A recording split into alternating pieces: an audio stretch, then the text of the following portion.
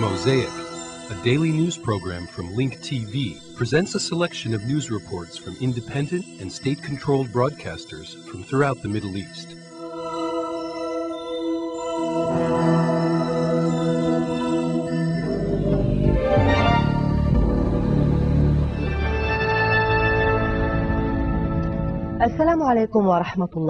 Peace and blessings be upon you.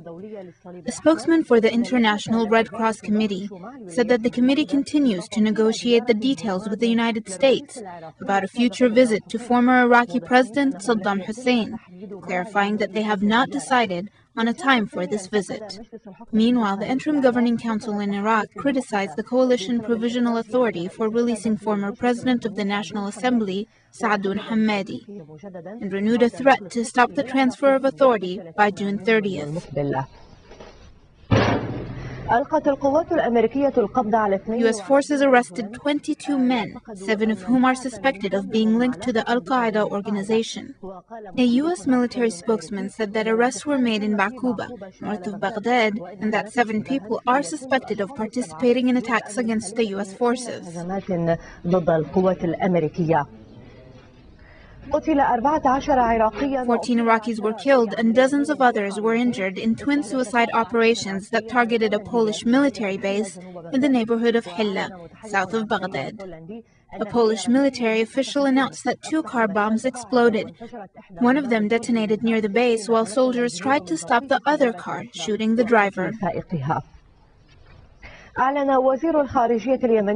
Yemeni Foreign Minister Abu Bakr al-Gharibi announced that after his country complained about the project, the Kingdom of Saudi Arabia agreed to discontinue constructing a barrier built to stop smuggling operations through the borders.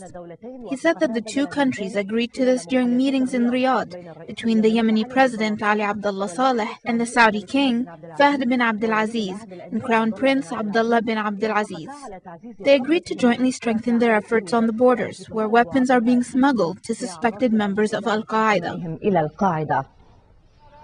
The Islamic Jihad movement organized a demonstration protesting the partial collapse of the retaining wall of the road that leads to the Magharba Gate in the Old City of Jerusalem.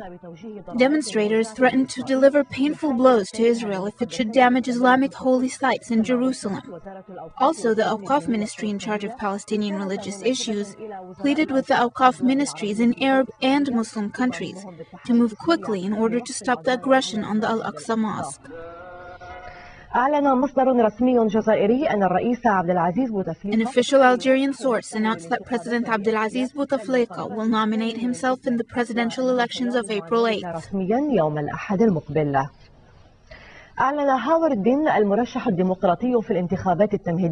In Wisconsin, primary presidential candidate Howard Dean announced his withdrawal from the race to the White House, leaving his most prominent competitors, John Edwards and John Kerry, in the race. Kerry got 39% of the votes, Edwards got 34%, and Dean got only 18% of the votes. In Berlin, a trio summit that included Germany, France, and Britain was held to discuss economic reforms and another coming European summit which will be held late this month. The 3 large European countries summit was held amid fears among the rest of the European Union members that Berlin, London, and Paris may monopolize the Union, which soon will include 25 countries. Aside from discussing the future of the European continent, the leaders of the 3 countries are also hoping to end conflicts that were created by the war in Iraq. They also hope to expedite cooperation in order to improve the unstable economic conditions in Europe. In a surprising step, the Basque separatist ETA organization announced a ceasefire in Catalonia amid the general election campaign which will be focused on the unity of Spain's territories. Leaders in the Basque region, which enjoys a self-governing system, are trying to gain more autonomy from the central government in Madrid. This is the first ceasefire of its kind announced by ETA since the last ceasefire agreement, which was reached in 1999, that lasted for 14 months. في نوفمبر عام 99 لقي 200 شخص حتفهم وجرح. A train transporting fuel derailed in the Kharasan area in northeast Iran. The train's wagons exploded, killing 200 people and wounding hundreds of others. Fires erupted due to the accident, causing massive damages to nearby villages. أضرارا كبيرة في القرى المجاورة. The ill-fortuned cargo train was stopping at the Abu Muslim station on the railway route between Tehran and Mashhad.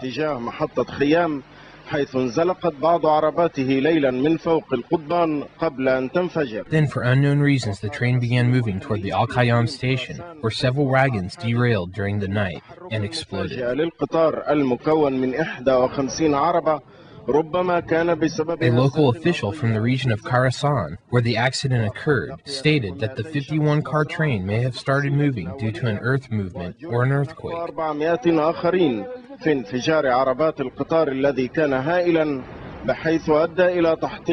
Initial reports indicate that 200 people have been killed and about 400 others were wounded. The explosion of the wagons was massive, shattering all windows within a distance of 10 kilometers.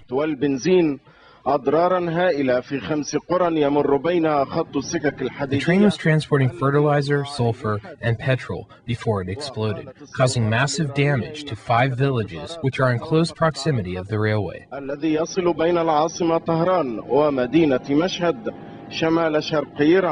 The Iranian authorities said that all trains en route from the Iranian capital, Tehran, to the city of Mashhad in the northeast have been halted. The authorities are also warning of other explosions, since some wagons still contain flammable material.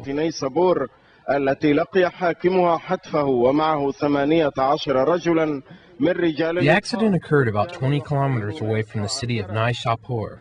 The city's mayor and 18 firefighters were killed while trying to put out the fire.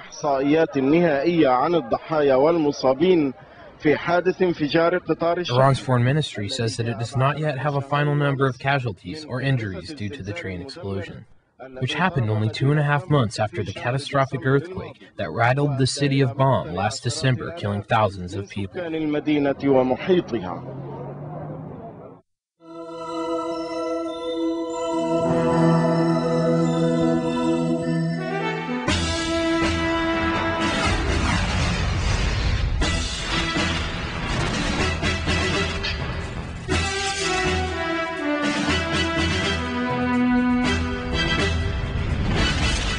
Iraq's Muslim Shiite leaders warned top U.S. occupation administrator Paul Bremer against interfering in the making of a new Iraqi constitution. For his part, U.S. Secretary of State Colin Powell confirmed U.S. plans to transfer sovereignty to Iraqis by June 30. More in this report. Muslim Shiite leaders reacted angrily to U.S. Occupation Administrator Paul Bremer's threat to use his veto if the U.S.-appointed Interim Governing Council proposes a basic law that challenges the spirit of Western-style democracy. The representative of Grand Ayatollah Ali Sistani, Sheikh Abdul Mahdi al-Karbala'i, said Islam is the source of law and so it should be in a Muslim-majority country, adding that Iraqi people only can veto the legislation and nobody has the right to interfere in their constitution. The Najaf, head of the main Muslim Shiite party, the Supreme Council for the Islamic Revolution in Iraq, also warned against U.S. intervention in the drafting of the country's legal code. Sheikh Sadruddin al-Kabanji said if one seeks to impose a solution other than what the Iraqi population wants, it would spark a crisis, and none of the parties want this to happen. But Bremer's spokesman minimized the rift between the Provisional Authority and the Muslim Shiite majority, stressing that the United States was not challenging the principle of Islam as one of the sources for the country's new legal code. The Iraqi Governing Council is charged with writing the temporary constitution or fundamental law that will govern Iraq until national elections are held. In Washington, U.S. Secretary of State Colin Powell confirmed U.S. plans to return Iraq's sovereignty by June 30th. He noted that the debates go around the issue of caucus. Well, what we're talking about is an interim government to whom sovereignty will be transferred until such time as you can have a full constitution in place and that you can have a full election, which nobody believes is possible by June. But at some point in the future, whether it's the end of this year or sometime next year, remains to be determined. And so whoever we transfer sovereignty to at the end of June would be an interim arrangement of some kind until you get into a full ratified constitution, elections, and a government that flows from those elections at a point in the future. Washington wants members of post-war Iraq's legislature to be selected by a complex system of provisional caucuses. Elections would then be arranged in late 2005, but Ayatollah Sistani dismissed the caucus plan and called for direct elections before June 30th. Other members of the governing council who approved the plan in the first place are said to now want to abandon the caucus approach and have the council assume sovereignty until elections are held. Powell said he was withholding judgment until he received a report from Lakhdar Brahimi, a UN official Kofi Annan sent to Iraq to assess the plan. With his re-election bid on a war footing, U.S. President George W. Bush mounted a no-regrets defense of the invasion of Iraq, despite the failure to find alleged weapons of mass destruction there. Surrounded by uniformed troops at Fort Polk, Louisiana, Bush drew a straight line between the rubble left by the September 11, 2001 attacks and his decision to topple Saddam Hussein by force in March 2003.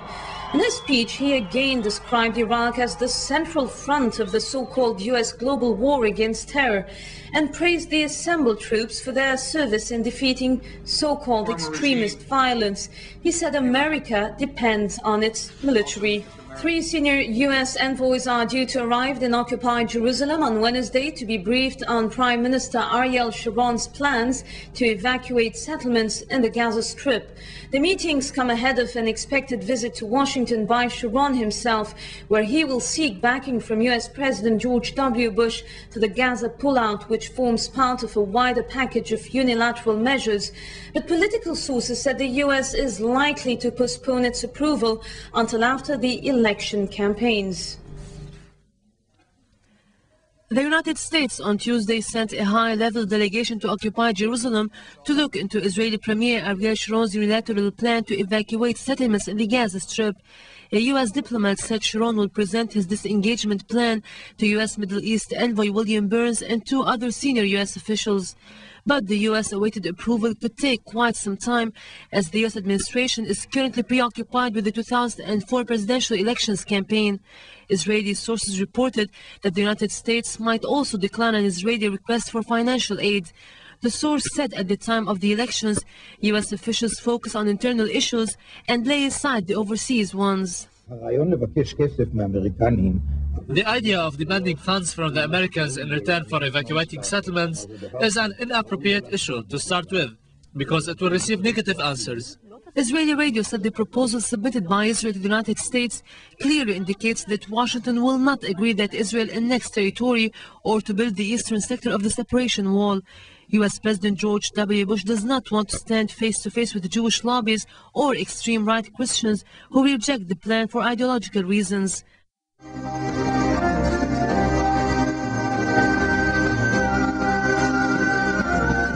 The Palestinian Presidential Security Advisor Gibril Rajoub announced that the Palestinian Authority will not allow Hamas to take over the Gaza Strip if Israel should withdraw. In an interview with Israeli military correspondents, the presidential advisor indicated that the Palestinian Authority will fight to prevent Hamas from what he called a takeover of the Strip, calling for an immediate resumption of peace talks. Meanwhile, Israel is preparing to implement a media campaign in support of the separation wall, which is being built in the West Bank. It is not new that Israel has decided not to participate in the International Court of Justice. However, Israel will not keep its hands tied. Rather, it is planning to send a bombed bus that was targeted by a martyrdom operation to express its position on the building of the separating wall. Meanwhile, the Foreign Ministry has decided to send spokespeople, just as hundreds of Israelis are planning to go to The Hague to protest in front of the International Court of Justice. In the meantime, the Israeli Minister of Justice, Yosef Lapid, protested Israel's absence from the Hague court, saying that it is more beneficial to attend the court session to express its point of view to the world. He renewed his call to change the path of the wall, moving it closer to the Green Line. While Sharon's government was overcoming a crisis of a no-confidence vote, Sharon made proposals to withdraw settlements from the Gaza Strip, and the Knesset allocated an additional $20 million for Jewish settlements in the occupied territories. A member of the opposition, Yossi Sarid, the official spokesman, said that Sharon's government is playing with Israel and international public opinion, where it says something and does the opposite. However, the Minister of Settlements, Avi Etam, called for establishing a law that prohibits the army from evacuating settlers. Meanwhile, the special team, which was appointed by Sharon to plan the withdrawal operation from Gaza, is confused about how to evacuate the Philadelphia crossing because it is essential for the security of Israel. Tel Aviv studies ways to maintain control over land located along the border between Gaza and Egypt, even after it withdraws from the Strip. القطع.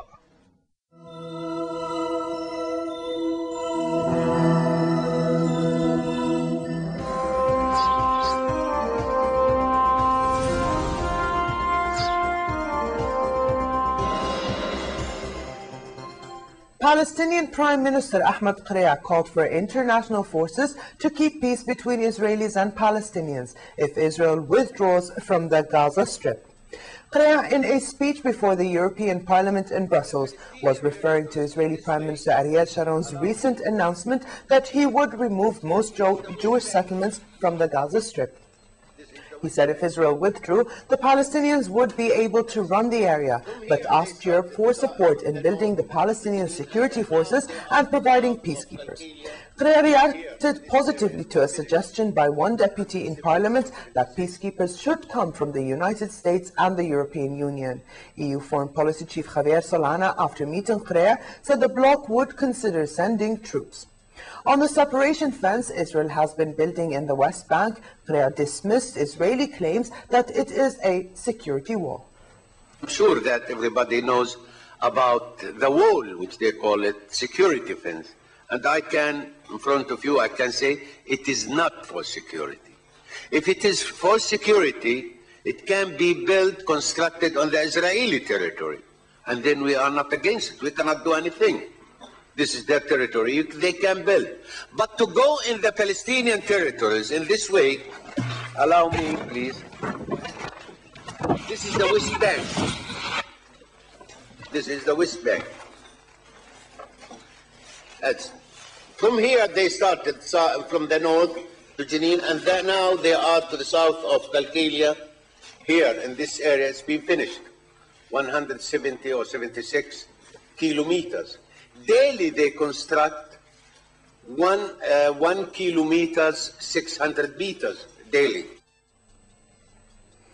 Meanwhile, the International Committee of the Red Cross, the ICRC, said that Israel's construction of the West Bank barrier was a violation of international humanitarian law in its current form. In a statement from its Geneva headquarters, the ICRC also called on the Israeli government not to plan, construct or maintain this barrier within occupied Palestinian territory. It said the fence bars thousands of Palestinian residents stranded on its western side from adequate access to basic services like water, healthcare and education. Israel is facing hearings on the barrier at the International Court of Justice in The Hague next week after a request by the UN General Assembly for a non-binding opinion on whether it is legally obliged to tear it down. The ICRC asked Israel to refrain from constructing the wall on Palestinian lands. The Palestinian Authority described the ICRC's statement as positive. We have carefully monitored the situation on the ground. We work in the West Bank with dozens of staff, and we've seen that the wall has a very dramatic humanitarian impact on the lives of Palestinian people. We have also analyzed it from a legal point of view, and we've come to the conclusion that in as far as it deviates into occupied territory, it is a violation of the international humanitarian law, in particular the Fourth Geneva Convention. We are asking the Israeli authorities to refrain from constructing and maintaining the barrier in occupied territory. This is a positive statement, and we hope that the International Court of Justice will accept this statement as a real fact, because the wall is an illegal wall against the international law and against all the agreements. All the positive answers and statements are going to lead to positive results, and we hope and we are looking forward, and we have the full confidence that the International Court of Justice will work to implement the real decision and give the right advice. However, Israel threatened that the statement would ruin relations between the Red Cross and the Jewish state. We deeply regret the announcement today of the International Red Cross criticizing Israel's security fence, which it was obliged to construct after over 20,000 terrorist attacks. It is regrettable that at a timing like this, the International Red Cross decides to break the good relationship we've had over recent years of cooperation and understanding in working together to assist and alleviate the humanitarian situation of the Palestinians.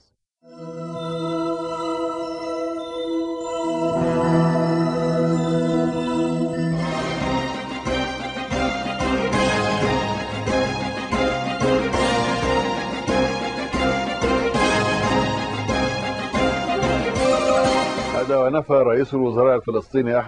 Palestinian Prime Minister Ahmed Kure denied news reports saying that he and his family owned a cement factory that supplied construction material to Israeli contractors that were building the security fence. The Palestinian Prime Minister said that this news is not worth discussing, adding that any journalist can find out that it is not accurate. Abid Rabu, a member of the Palestinian Legislative Council, said that some members have discussed the issue in the past few days and suggests discussing it further after some members, including Jamal al-Shami, acquire more information.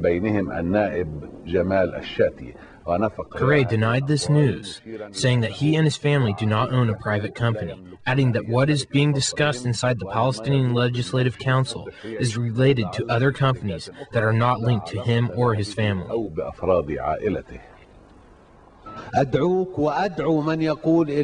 I invite you and invite whoever says so to verify that. Such news is not worth the ink it was written with. The Office of the French Attorney General confirmed news reports saying that it has started initial investigations into the transfer of $1.5 million to French bank accounts for Soha Arafat, the wife of the President of the Palestinian Authority. The investigation, which started in October, is based on information provided by the French Central Bank and a French agency for fighting money laundering. About 1 year ago, the European Union and other donor countries started a separate investigation into the money they have given to the Palestinian Authority, which reached €1 million last year. The Independent Palestinian Education and Development Agency conducted a survey revealing that 59% of the Palestinians support reaching a new ceasefire agreement with Israel. According to the results of the survey, 66% of the Palestinian residents say that it is better for the Palestinian Authority to dissolve itself and called for forming a new united national leadership. Most residents said that a national Palestinian dialogue is very important.